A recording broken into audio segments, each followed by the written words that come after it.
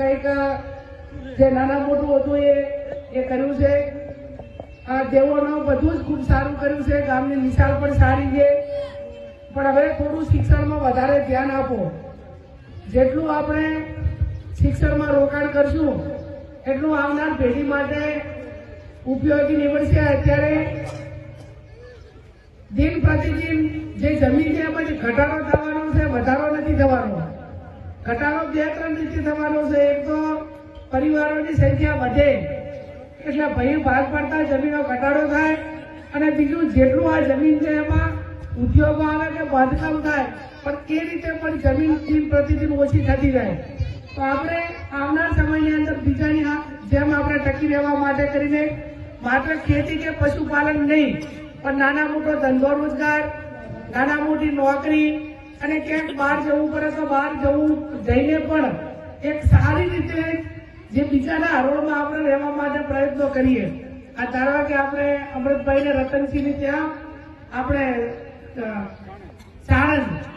સાણંદ આખો પરિવાર ત્યાં રહે છે.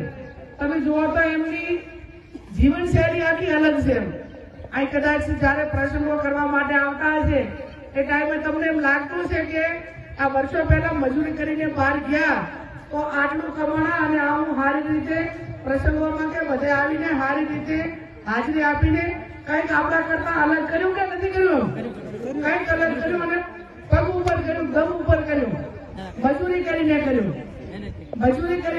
ત્યારે એના ઉપરથી આપણે પણ શીખ લેવી પડે કે એક રતનસિંહ લઈને આટલું કરીને આખા પરિવારના બધા કુટુંબીજોને લઈને ધંધા રીતે સેટ કરતા હોય તો ભણેલો હતો, હોશિયાર હતો અને કંઈક કરવાની તમન્ના હતી એટલે કર્યું.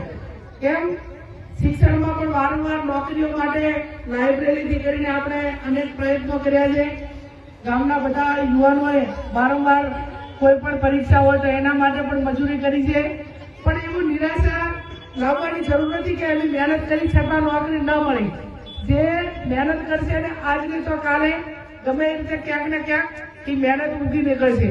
એટલે ધાર્મિક પ્રસંગો સાથે સાથે સમાજમાં, ગામમાં શિક્ષણમાં વધારો થાય, કુરિવાજો ઓછા થાય, બીજા ખર્ચા આડા હોય ઓછા થાય. અને આ ગામની અંદર એક ખૂબ સારી બાબત છે કે હું માનું છું ત્યાં સુધી ઓછામાં ઓછા પોલીસ સ્ટેશને રાખવું હોય તો આ આશાના ગામ છે બાબતના હું તમને ખૂબ ખૂબ અભિનંદન આપું છું.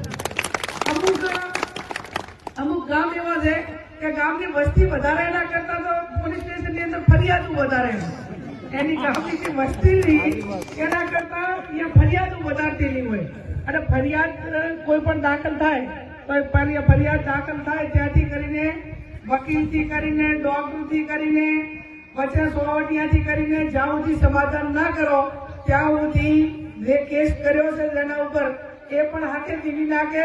અને જેના ઉપર થયો છે આ ફરિયાદ કરવા વાળો અને આરોપી એ બે એકદમ આખા નેસ હોઈ જાય, ધોઈ જાય અને અંતે તો પછી સમાધાન કરવું પડે. એટલે આજ આ મેલડી માતાને એટલી જ પ્રાર્થના કરજો કે ભૈયામાં, કુટુંબમાં, હગાવાલામાં કોઈની ભૂલ આવે, નાના મોટી કોઈ પણ બબાલ કે કોઈ પણ કારણોસર મન દુઃખ થાય તો મેલડી માતાને વધે રાખીને ન્યાય ગામના આગેવાનો હગાવાલા તોડવું.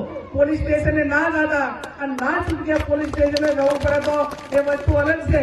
પણ જે ન્યાય તમે ભાઈ કરશો, હગાવાલા કરશો એવો પોલીસ સ્ટેશન ન્યાય નહીં કરે. અને હું તો માતાજીને પ્રાર્થના કરું છું ક્યારેય કોઈના પણ ઊંચા મન પણ ક્યારેય ના થાય. અને આ જે તમારી ભાવના છે એની ભાવના કાયમી અસાના ગામની હચવાઈ રહે એવી જગદંબા મેલડી માતાને પ્રાર્થના કરું. બધે ખૂબ મારું સ્વાગત કર્યું. અને અસાના તો મારું તો હું તો પિયર કરું છું કાયમ. અસાણામાં ઘરો ઘર મને આવું એટલું કોઈ પણ કામની અંદર કોઈ પણ બોલવા અસાણાની વાત હોય તો બધા ગમે એટલે હાથ હોય. આજ સુધી અસાણાના કોઈ કામ માટે મેં ક્યારે એમ નથી કીધું કે ક્યારેક હજી પછી કરશું એવો શબ્દ ક્યારેય મારા મોઢે આવ્યો નથી. કેમ કે લાગણીઓ એક એકાબીજાની લાગણી, પ્રેમ સ્નેહને એમાં કોઈ